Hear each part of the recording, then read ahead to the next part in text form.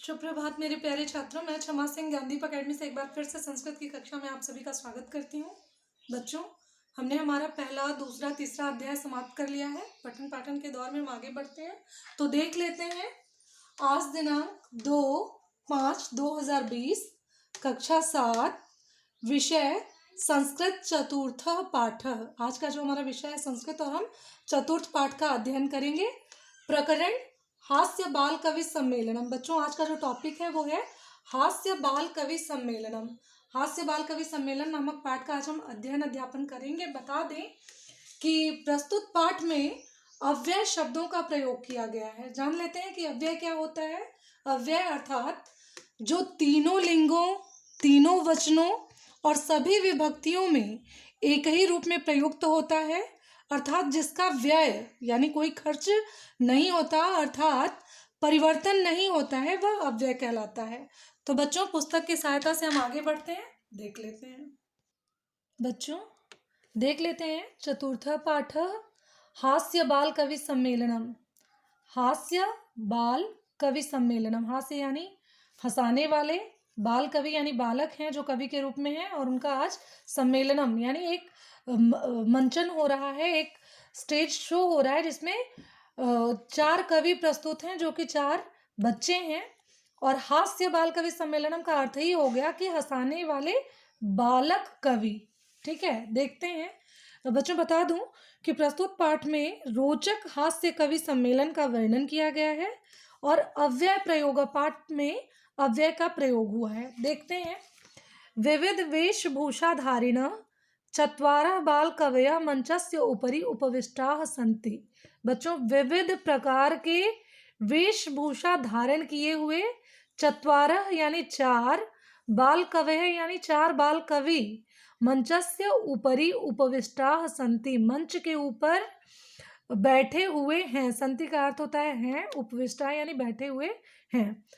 4 बाल कवि जो कि विभिन्न वेशभूषाओं को धारण किए हुए, विविध प्रकार के वेशभूषा वाले 4 बाल कवि मंच के ऊपर बैठे हुए हैं। बच्चों, यहाँ चित्र बना हुआ है, देख लीजिए कि एक स्टेज का सीन है और 4 बाल कवि यहाँ पर बैठे हुए हैं। देखिए, अधः श्रोतारः हास्य कविता श्रवणाय उत्सुकाः सन्ति कोलाहलम च कुर्वन्ति। अधः का अर्थ होता है नीचे, और श्रोतारः यानी सुनने वाले, यानी जो कविता सुनाने वाले हैं वो ऊपर बैठे हुए हैं, और जो कविता सुनने वाले हैं, श्रोतागण हैं, वो नीचे बैठे हुए हैं। अधः श्रोतारः हास्य कविता श्रवणाय उत्सुकाः सन्ति कोलाहलम च कुर्वन्ति। नीचे श्रोतागण बैठे हुए हैं जो हास्य कविता सुनने के लिए बहुत उत्सुक हैं और इसीलिए वे शोर मचा रहे हैं। देखिए बच्चों, आगे संचालक। संचालक का अर्थ होता है जो सभी पूरे कार्यक्रम का संचालन करे। यानी कि देख लीजिए, यहाँ पे 4 बाल कवियों के साथ साथ एक संचालक महोदय हैं जो मंच पे कुछ बोलते हुए दिख रहे हैं, यानी कि ये एक एंकर हैं, इस सभा के एंकर हैं। देख लीजिए, अलम कोलाहलेन, संचालक महोदय मंच पे जाके बोलते हैं अलम कोलाहलेन। अलम का अर्थ होता है निषेध यानी शोर, कोलाहल का अर्थ होता है शोर। शोर करने के लिए वो मना कर रहे हैं नीचे बैठे लोगों को। संचालक कहते हैं, संचालक अलम कोलाहलेन यानी शोर मत कीजिए। अद्य परम हर्षस्य अवसर, आज बड़े ही हर्ष का अवसर है। यत अस्मिन् कवि सम्मेलने काव्यहंतारः कालयापकाश्च भारतस्य हास्य कवि धुरंधराः समागताः सन्ति। ठीक है बच्चों, वो कहते हैं कि आप लोग शोर मत कीजिए क्योंकि आज बड़े ही हर्ष का दिन है। आज इस कवि सम्मेलन में कविता को नाश करने के लिए, काव्यहंतारा यानी कविता का नाश करने वाले, काल या प्रकाश यानी समय का भी नाश करने वाले लोग कहते हैं कि कविता की शोभा बढ़ाने वाले, समय को बहुत तीव्रता से खींचने वाले। तो यहाँ उल्टा बोला जा रहा है क्योंकि हास्य कवि कुछ ना कुछ उल्टा सीधा बोलते रहते हैं और लोगों को हंसाते रहते हैं। तो यहाँ भी ऐसे ही है। काव्य हंतारा यानी कविता को नाश करने वाले, काल या प्रकाश यानी समय को बर्बाद करने वाले, भारतस्य यानी भारत के, हास्य कवि धुरंधरा यानी हास्य कविता के निपुण कवि, समागताः सन्ति इस सम्मेलन में भाग लेते हैं या भाग ले रहे हैं। ठीक है। एहि करतल ध्वनिना वयम एति श्याम स्वागतम कुर्मः, अतः तालियों के साथ इन कवियों का स्वागत कीजिए। ठीक है बच्चों। इसके बाद गजाधर नाम के एक बाल कवि मंच पर आते हैं और वो कहते हैं सर्वेभ्यो और रसिकेभ्यो नमो नमः, सभी और रसिक जनों को मेरा नमस्कार है। सब कोई आता है मंच पे तो कहता है सभी रसिक जनों को, सभी रसिक जनों को मेरा नमस्कार है, लेकिन ये उल्टा बोलते हैं, कहते हैं सर्वेभ्यो यानी सभी लोगों को, और रसिकेभ्यो, ये जो बना हुआ है अंग की तरह, इसका प्रोनाउंसिएशन हम अ बोल के करते हैं। ठीक है। तो कहते हैं सभी और रसिक जनों को यानी सभी नीरस लोगों को मैं प्रणाम करता हूँ। प्रथमम तावद अहम आधुनिक वैद्यम, कहते हैं सर्वप्रथम तो मैं आधुनिक वैद्यम यानी आधुनिक वैद्यों को, देखिए उद्देश्य स्वकीयम काव्यम श्रावयामी, जो आते हैं सबसे पहले गजाधर महोदय वो कहते हैं कि बच्चों कहते हैं कि मैं आज के आधुनिक डॉक्टर्स को यानी चिकित्सकों को लक्ष्य करके मैं अपनी कविता सुनाने जा रहा हूँ। क्या कहते हैं? वैद्यराज नमस्तुभ्यम यमराज सहोदर, यानी हे वैद्यराज, मैं आज के वैद्यों को नमस्कार करता हूँ जो कि साक्षात यमराज के सगे भाई हैं, जो कि साक्षात यमराज यानी मृत्यु के जो देवता हैं उनके सगे भाई आज के वैद्यों को मैं प्रणाम करता हूँ।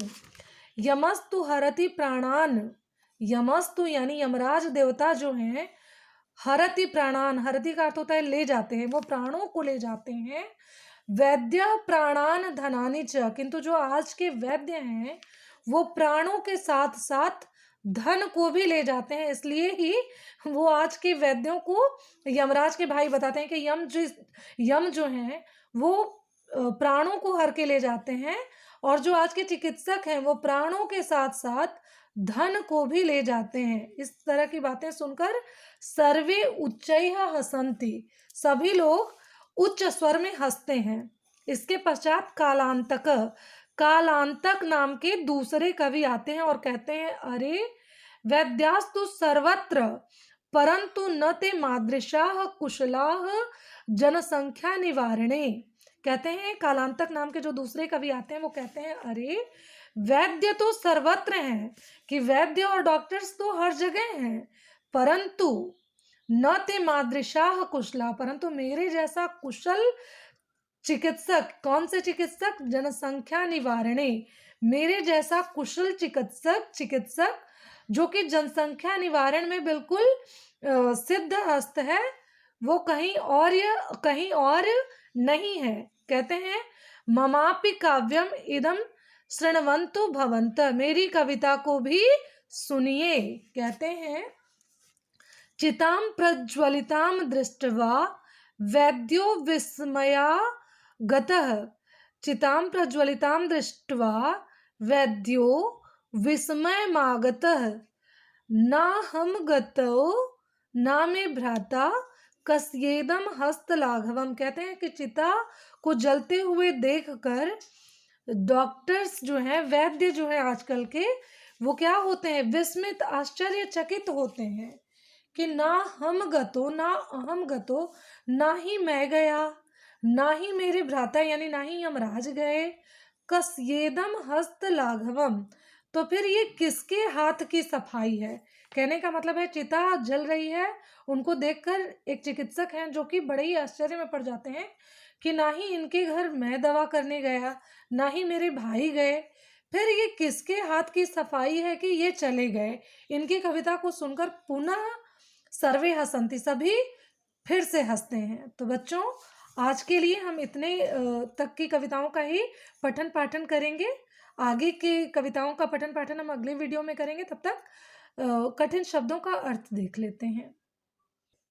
तो बच्चों शब्दार्थ देख लेते हैं। देखिए ऊपरी का अर्थ होता है ऊपर, उपविष्टा यानी बैठे हुए, श्रोतारा का अर्थ होता है सुनने वाले, कोलाहलम का अर्थ होता है शोर, अधः यानी नीचे, अलम यानी निषेध, मत करो नहीं करने के लिए, ठीक है।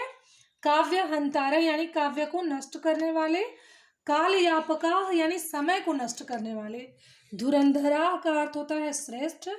करतल ध्वनिना यानी कर यानी हाथ, तल यानी तालियों से, कर के तल से, ध्वनिना यानी तालियों से। और असिकेभ्य यानी नीरस जनों को। नमस्तुभ्यम यानी नमः धन तुभ्यम है, यहाँ विसर्ग संधि का प्रयोग हुआ है और इसका अर्थ होता है नमस्तुभ्यम यानी तुम्हें प्रणाम।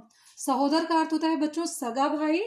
हरति का अर्थ होता है ले जाता है। उच्चैः का अर्थ होता है जोर से। उद्देश्य यानी लक्ष्य करके। तो बच्चों इस प्रकार आज का हमारा जो ये है पठन पाठन हम यही समाप्त करते हैं। अगले वीडियो में फिर से मिलेंगे। आज के लिए बस इतना ही। धन्यवाद।